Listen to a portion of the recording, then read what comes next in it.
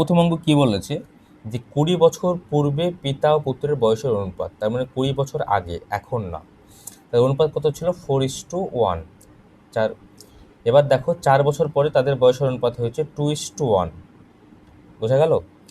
Question উত্তর চেয়েছে আমাদের পুত্রের বর্তমান বয়স কত, কিন্তু পিতা চাইনি, পুত্রের বর্তমান বয়স চেয়েছে। 4 বছর পরেও না বা 20 বছর আগেও না।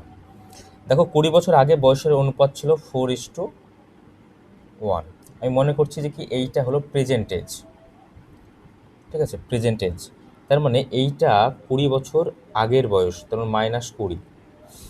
এবার কি বলছে দেখো, চার 4 বছর পরে বয়সটা হবে 4:1। তার মানে এখান থেকে আবার 4 বছর পরে যাও, তার মানে +4-এ যাও, কত হবে? 2:1। তাহলে আমরা রেশিও পেয়ে গেলাম।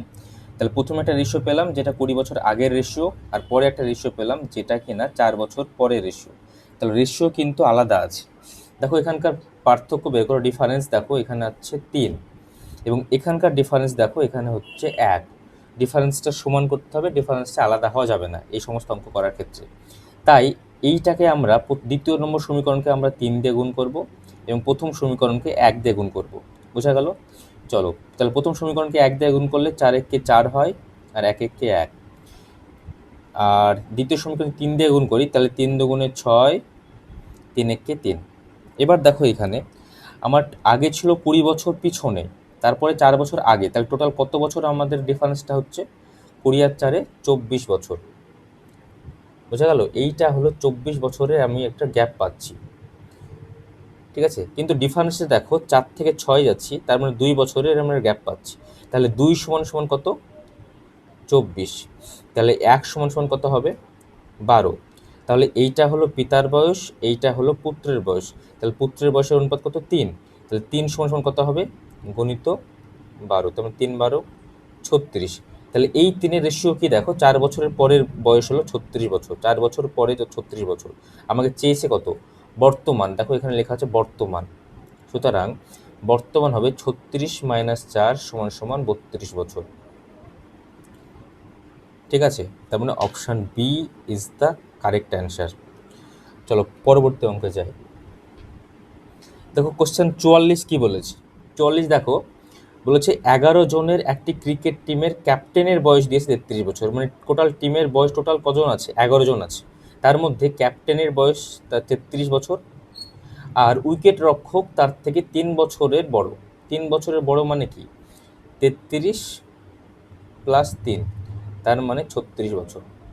বোঝা গেল? তার মানে একজনের বয়স হলো 33 বছর আর একজনের বয়স হলো 36 বছর। এবার দেখো কি বলছে। বলছে দুজনের বয়স টিমের মোট বয়স থেকে বাদ দেওয়া হয়েছে। ঠিক আছে, তবে অবশিষ্ট টিমের গড় বয়স টিমের বয়স থেকে 1 বছর কমে যায়, তাহলে 1 বছর কমে গেল। তার মানে দেখো আগে ছিল 11 জন, তুমি দুজনকে বাদ দিয়ে দিলে, তাহলে কতজন থাকলো? 9 জন থাকলো। ঠিক আছে, তাদের 1 বছরের কমিয়ে যায়, তাহলে টোটাল 9 জন যদি 1 বছরের কমিয়ে দাও, তাহলে টোটাল কত কমবে? 9 কমবে। ঠিক আছে, এবার দেখো আমাদের কজনকে বাদ দিলাম? দুজনকে বাদ দিলাম। ঠিক আছে, দুজনকে বাদ দিলাম, তাহলে দুজনের ভ্যালু কত হচ্ছে? দেখো দুজনের ভ্যালু টোটাল কত? একজনের 33 আর একজনের হলো 36।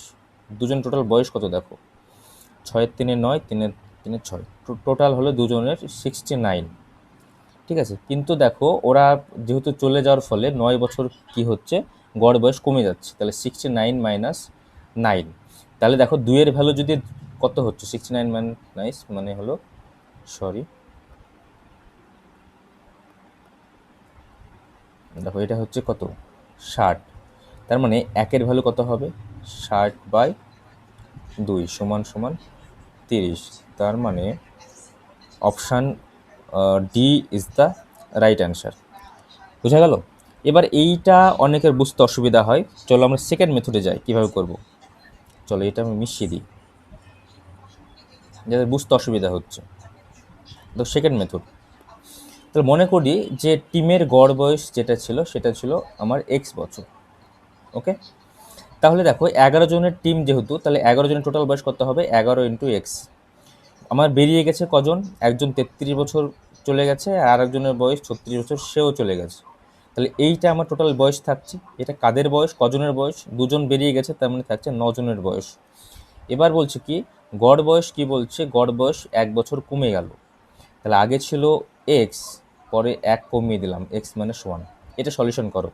দেখো 11x minus 69 is equal two 9x minus 9। দেখো 11x থেকে 9x বাদ দাও, তাহলে 2x সমান 60। দেখো x সমান কত হবে, 60/2 সমান 30। তাহলে কারেক্ট অ্যান্সার কত হবে, option D is the right answer. দেখো এইটাও মানে এই যে 2 নম্বর যে স্ট্র্যাটেজি নিলাম, সেটা যদি বুঝতে কারো অসুবিধা হয়, চলো 3 নম্বর স্ট্র্যাটেজিতে যাই। চলো এটা মিশিয়ে দিই। ওকে, চলো 3 নম্বরে আমরা যাই। দেখো 3 নম্বরে আমরা স্ট্র্যাটেজি নিচ্ছি কিভাবে করব। দেখো আমাদের গড় বয়স কি, দুজন বেরিয়ে যাচ্ছে, তাদের টোটাল বয়স 33 প্লাস 36। তাহলে এদের গড় বয়স কত হচ্ছে 2, 2তে ভাগ করে দিলাম, তাহলে দুজনের গড় বয়স এটা দাঁড়াচ্ছে। কিন্তু ওরা চলে যাওয়ার ফলে কিন্তু আগের যা গড় বয়স তার থেকে কি হচ্ছে দেখো 9 কিন্তু কমিয়ে দিচ্ছি। তাহলে এদের এদের কত হবে, বাই 2। বোঝা গেছে? 33 প্লাস 36 69/2। সরি, এখানে একটু হয়ে গেছে।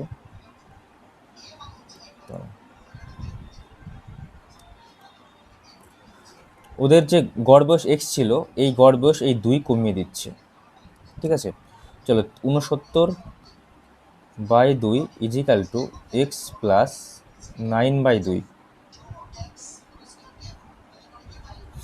তাহলে দেখো এক্সের ভ্যালু কত হচ্ছে, 69/2 মাইনাস 9/2। তার মানে দেখো 69 মানে 9 মানে 60, 60/2 মানে 30। বোঝা গেল? এইটা হলো মেথড নম্বর 3। চলো পরবর্তী অঙ্ক করি। এই কোশ্চেনটা 40 নম্বর কোশ্চেনটা দেখো কি বলেছে।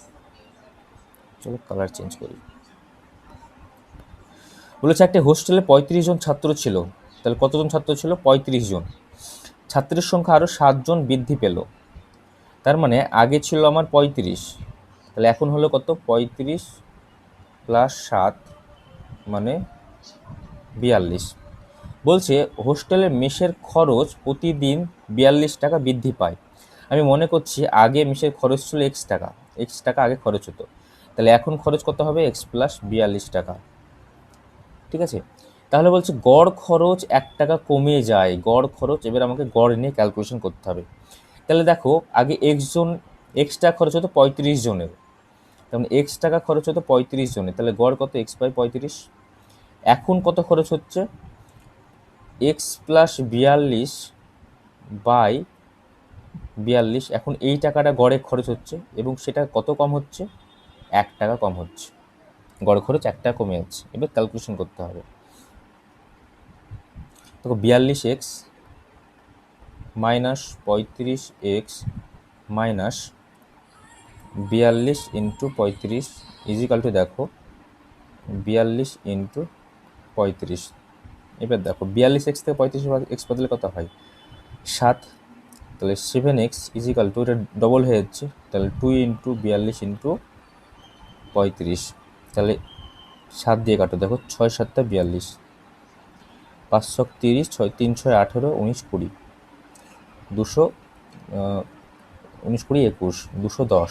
তাহলে 210 ইন্টু 2 মানে 420। তাহলে কত হচ্ছে, তাহলে প্রথমে প্রতিদিনের গড় কত ছিল, 420 টাকা। ওকে।